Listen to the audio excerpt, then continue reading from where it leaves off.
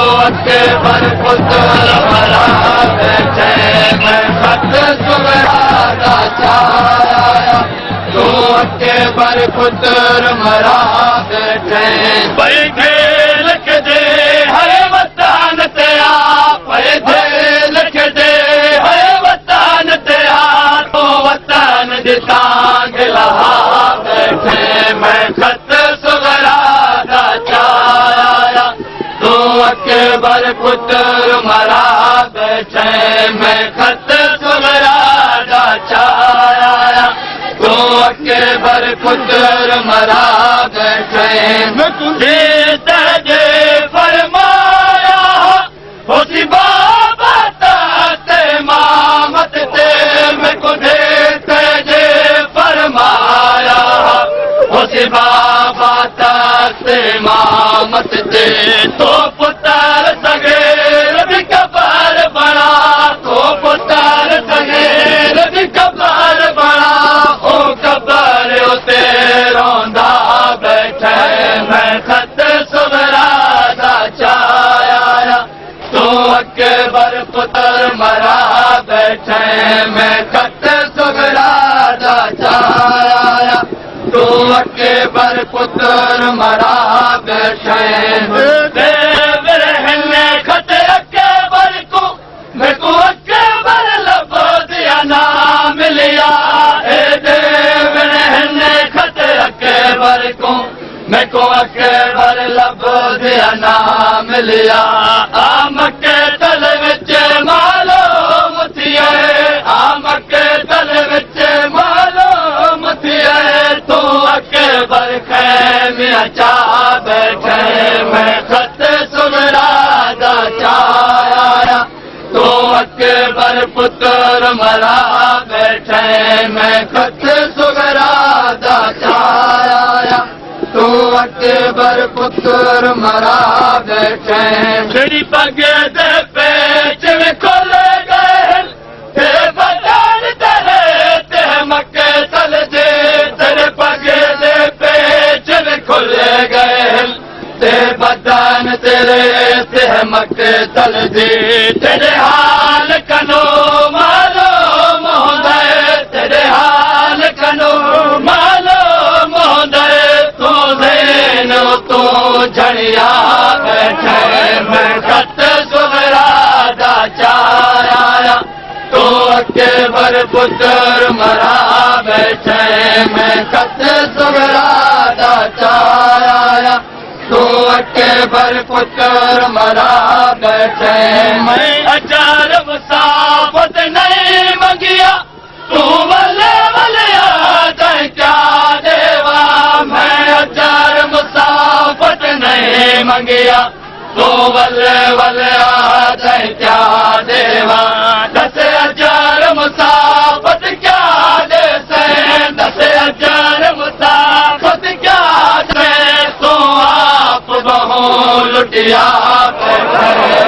खत सुगरा चाया तू अकबर पुत्र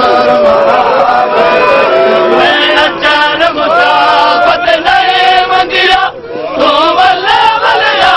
जाए क्या देवा मैं अचार मुसाफत नहीं मंगिया तू वले वले आ जाए क्या देवा 10,000 मुसाफत क्या दे से 10,000 मुसाफत क्या दे से तू आप बहु लुटिया बैठे मैं खत सुगरा चाया तू अकबर पुत्र मरा बैठे मैं अचार मुसाफत नहीं मंगिया तू वले वले आ जाए क्या देवा मैं अचार मुसाफत नहीं मंगिया तू वले वले आ जाए क्या देवा 10,000 मुसाफत क्या दे से 10,000 मुसाफत क्या दे से तू आप बहु लुटिया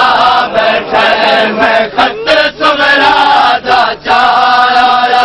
तू अकबर पुत्र मरा बैठे मैं खत सुगरा चाया तू अकबर बर पुत्र मरा बैठे मैं देश बवाए दुनिया ते कोई तेज मजलूम नहीं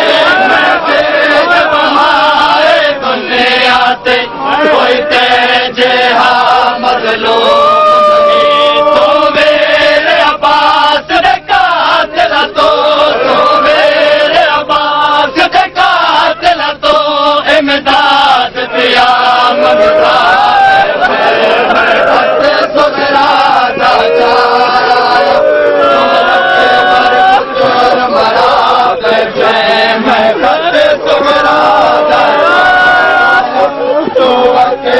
पुत्र मरा बैठे